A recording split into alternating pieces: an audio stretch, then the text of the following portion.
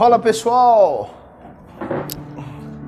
bom dia, bom dia, bom dia, a graça e paz do nosso Senhor Jesus Cristo, sejam muito bem-vindos a mais uma Lâmpada Diária. É um prazer, mais uma vez, uma satisfação recebê-los aqui para o nosso momento de leitura bíblica. Hoje, no nosso episódio, se eu não me engano, de número 221 ou 22, agora mesmo eu descubro isso. Mas, enfim, vamos ler a palavra do Senhor mais uma vez. Deixa eu confirmar aqui.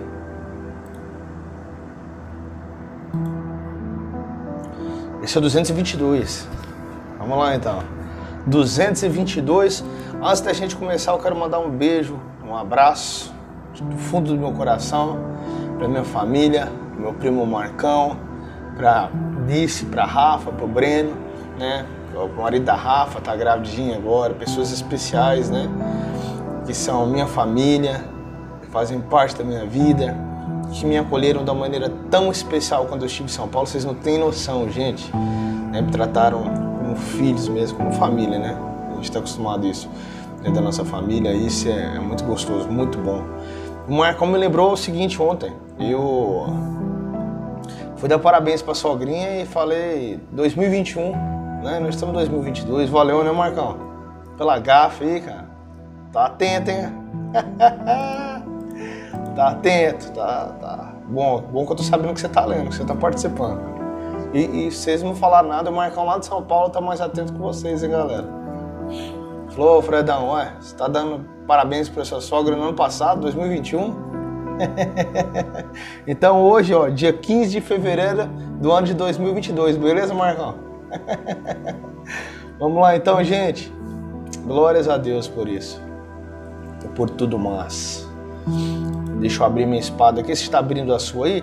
Hoje a nossa leitura se encontra no livro de Neemias, dando continuação aí à reconstrução dos muros, né? Os capítulos 4, 5 e 6 do livro de Neemias. Beleza? Pessoal, se você ainda não segue lá no YouTube, vai lá, segue, ok? Isso é importante. Compartilha. Vai lá no Instagram. Ontem, acho que faz uns 2 dias que eu não lancei no Instagram, mas hoje eu vou esquecer, não vou lançar também. Se você está vendo pelo Instagram, curte e compartilha a palavra, né? Com relação a essa questão de canal, não sei o que, isso não importa não, o crescimento de canal. O que importa é a gente, na verdade, se você não quiser lá fazer parte do canal, é porque isso ajuda, né? Quando nós fazemos parte do canal, então a plataforma digital, no caso o YouTube, ele entende que é um material relevante, que é um canal relevante, e ele vai indicar isso para mais pessoas. E isso é legal para que as pessoas possam ter acesso à leitura bíblica, né? E como eu falei, não depende de mim, não depende de você para que as pessoas sejam alcançadas pela palavra de Deus, sejam abençoadas. É uma ação do Espírito Santo de Deus. Mas, quando nós nos disponibilizamos, toda vez que compartilhamos, eu lendo aqui, você lendo e compartilhando, mais pessoas vão ter acesso e nós somos usados como instrumentos, como ferramentas na mão de Deus para abençoar outras pessoas, né? E vocês não sabem, pessoal, como faz diferença. Assim como um simples sorriso pode salvar a vida de uma pessoa, um simples abraço. Aí nós estamos cada vez mais perdendo mais pessoas por questão, por exemplo, de suicídio, depressão, pessoas amarguradas, tristes com a vida por causa de algum problema, de alguma situação que nós não sabemos. Então, um simples gesto faz toda a diferença. Um abraço faz muita diferença. Um sorriso, um bom dia, um simples perguntar como é que você está, né? Você fez isso ontem para alguém? Faça isso hoje. Ligue para alguém que faz tempo que você não conversa, ou talvez para um parente próximo, né? Um ente querido, para um amigo. Como que você está? Talvez você percebe um semblante de tristeza. A gente tem que perceber isso, né? Nas pessoas que estão à nossa volta. Um semblante de tristeza, um coração dolorido. Pergunta como é que você está, né? Quer conversar? Saudade de você? Sabe, uma coisa simples, um gesto simples faz tanta diferença. Então você enviar um material desse aqui, onde nós estamos lendo a palavra, onde a pessoa vai receber uma oração, né? Algo simples, né? Aqui nós estamos tratando, né, com nada de dinheiro, nada dessas coisas simples, é pelo amor mesmo, né? Preocupação com a vida. Então, um gesto de simples pode salvar uma vida, pode trazer a pessoa de tona, de volta à tona, assim, afundando e trazendo a superfície novamente, né? Então, vamos nos preocupar com isso aí, tá bom, gente? É muito importante. Vamos orar ao nosso Deus, então, para que Ele nos abençoe, nosso momento de leitura bíblica, em nome de Jesus. Lembrando que não importa a sua religião nem nada disso, tá? Nem placa de igreja, até porque, né, eu ouvi falar esses dias, Jesus não era igreja católica e nem Maria da igreja evangélica, não existe isso. Somos, né, que existe uma igreja em volta da terra e aqueles que acreditam em Cristo, que creem em Cristo com fé, e o Senhor vem para buscar essa sua igreja. Então não importa qual a sua religião, a placa de igreja, e nós estamos lendo a Bíblia. A Bíblia é um livro universal. Aliás, o livro mais distribuído, mais vendido da história da face da terra. Estamos lendo a Bíblia, só isso. Que Deus te abençoe em nome de Jesus. Vamos orar. Senhor Deus, nosso Pai Todo-Poderoso, digno de toda honra, toda glória e toda adoração, muito obrigado, Senhor. Obrigado pela vida dos meus irmãos que estão me acompanhando, fazendo a leitura da Bíblia. Que o Senhor possa iluminar a nossa mente, nosso coração, para possamos ter o discernimento e o entendimento da Tua Palavra. Que o Senhor possa abençoar nossos dias, abençoar aquelas pessoas que estão precisando, Pai, de um sorriso, de um abraço, de uma oração, estão passando por algum problema de dificuldade, um problema na sua vida, o qual não tem como nós sabermos, mas o Senhor sabe. Que essa pessoa possa ser alcançada, Pai, através da nossa alegria, através do nosso amor, através da empatia da nossa parte. Nos desperta para isso, para ter o sentimento, Pai amado, por essas pessoas, a nos envolver, a nos preocupar com esses nossos irmãos e irmãs que estão passando por situações difíceis. Os abençoa, os livra, talvez no momento de enfermidade, Pai. Livra dessa situação em nome de Jesus.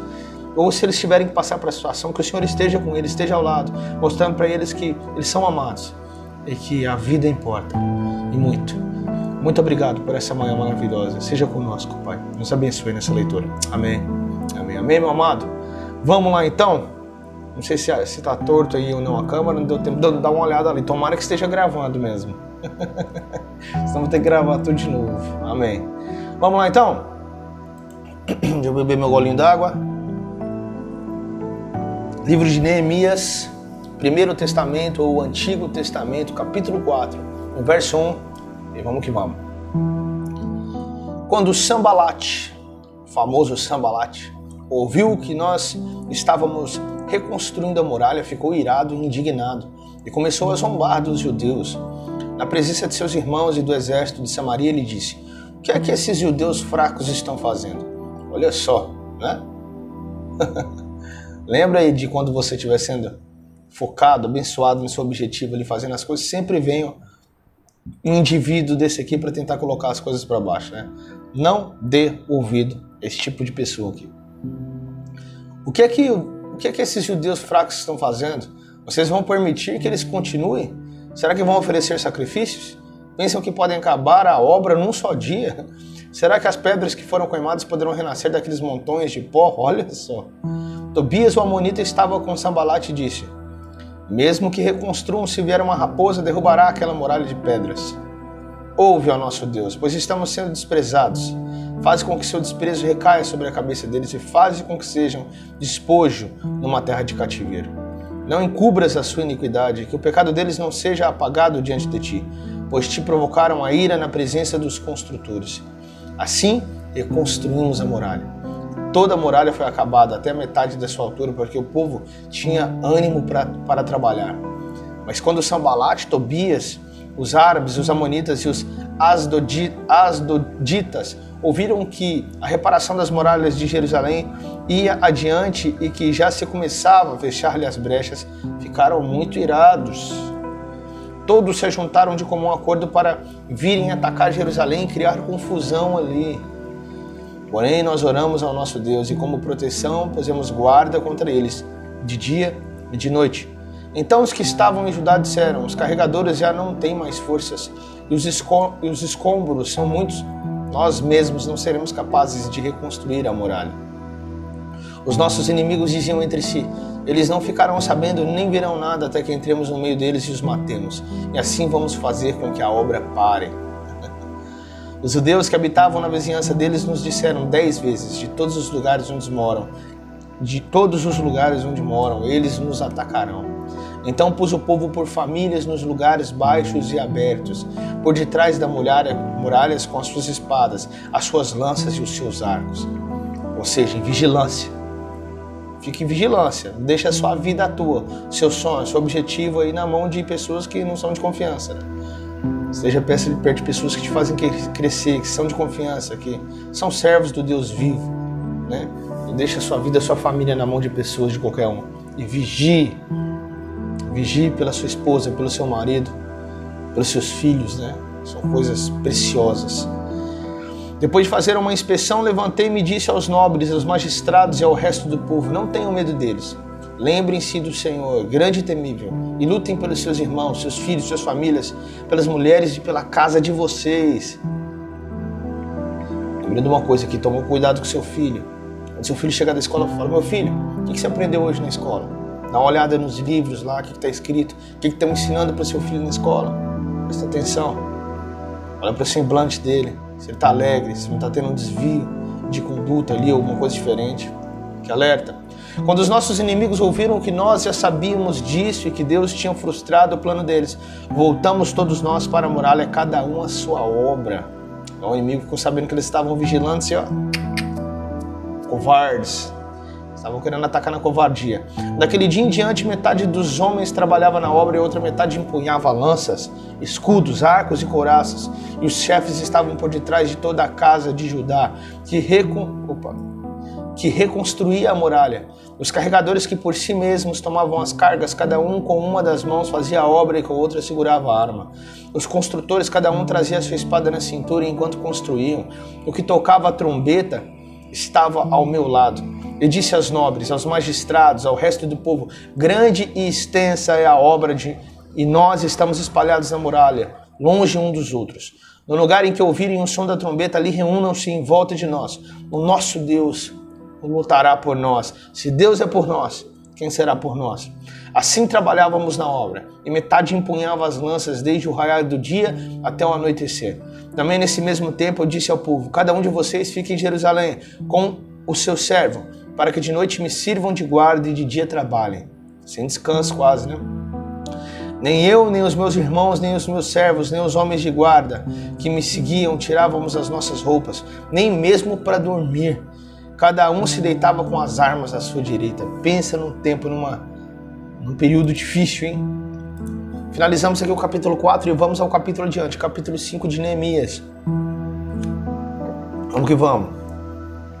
Então se levantou o grande clamor do povo e de suas mulheres contra os judeus, seus irmãos, porque havia os que diziam: somos muitos, nós, os nossos filhos e as nossas filhas, precisamos conseguir trigo para que possamos comer e continuar vivos.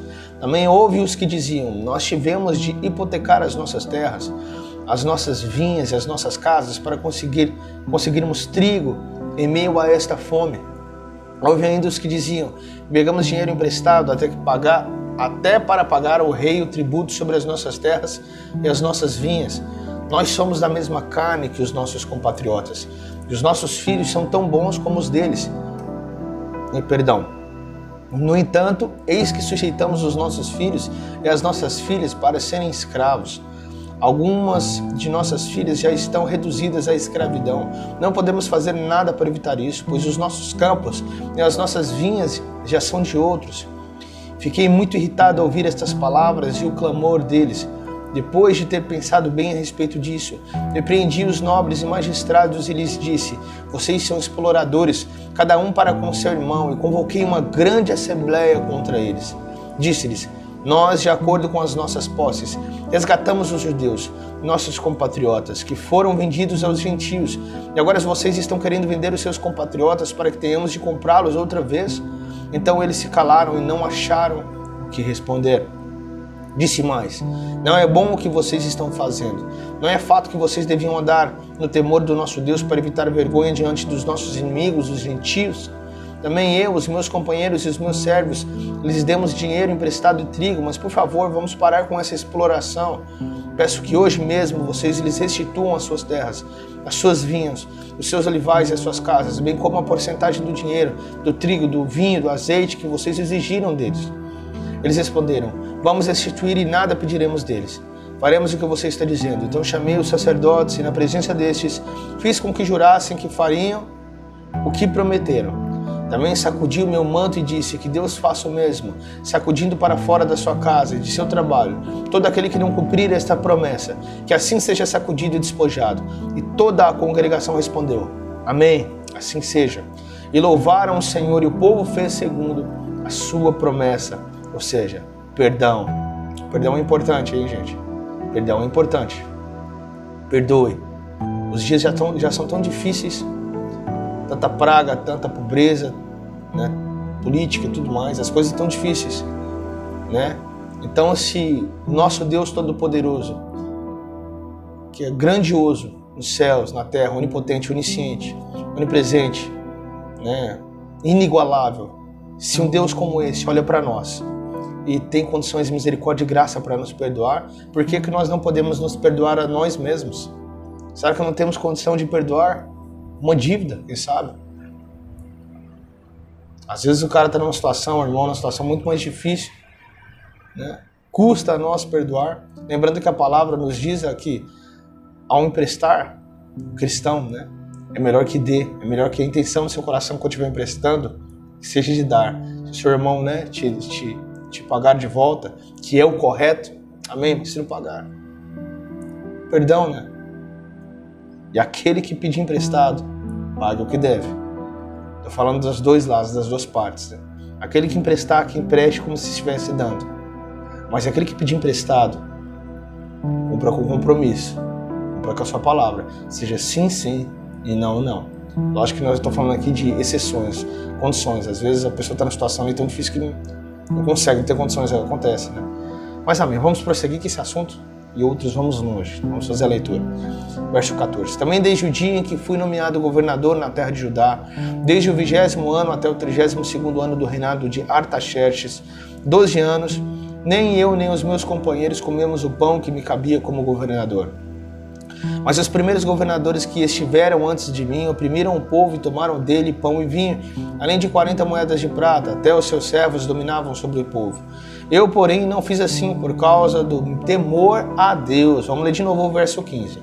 Mas os primeiros governadores que estiveram antes de mim oprimiram o povo e tomaram dele pão e vinho, além de 40 moedas de prata, até os seus servos dominavam sobre o povo. Eu, porém, não fiz assim por causa do temor a Deus. Ou seja, governadores ruins, é difícil, aí tudo fica ruim, tudo fica difícil, né? Não é fácil não. Vamos orar pelos nossos governantes. É o que o Senhor nos manda fazer. Pelo contrário, também trabalhei na reconstrução da muralha, sem comprar nenhuma terra, e todos os meus servos se juntaram ali para a obra, ele como governador, com a mão na obra, trabalhando. Também hospedei 150 homens dos judeus e dos magistrados, além daqueles das nações vizinhas que vinham até nós. O que se preparava para cada dia eram boi e 6 ovelhas escolhidas. Também a minha custa era preparada aves e de 10 em 10 dias, muito vinho de todos os tipos. Nem por isso exigi o pão devido ao governador, porque a servidão deste povo era grande. Lembra-te de mim para o meu bem, ó meu Deus, e de tudo o que fiz por este povo. Amém. Finalizamos o capítulo 5 e vamos ao capítulo derradeiro e último de hoje, Neemias capítulo 6. Lembrando que esse livro vai até o capítulo 13. Muito bom. Vamos lá, vamos continuar. Neemias capítulo 6, verso 1. Vamos que vamos. Quando Sambalate, Tobias, Gesem, o árabe, e o resto dos nossos inimigos ouviram que eu tinha reconstruído a muralha. Meus amados, só um momento, deixa eu só colar esses nomes aqui. Eu estava falando com o pastor ontem e a gente estava em dúvida dos nomes. Então vou mandar para ele rapidão aqui, senão depois eu vou esquecer. Só um minutinho.